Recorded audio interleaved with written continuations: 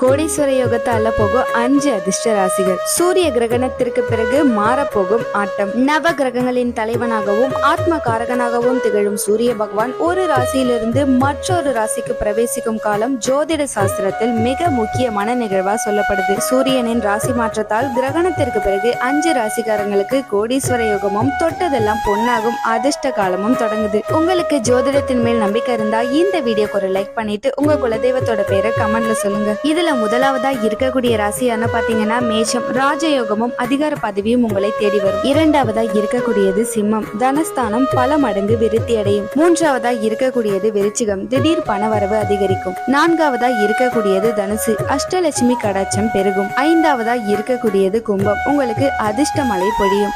செவந்த பரிகாரங்கள் வழங்கப்படும். உடனடியாக சூர்யா ஜோதிடரை தொடர்பு கொள்ளவும். 7502900112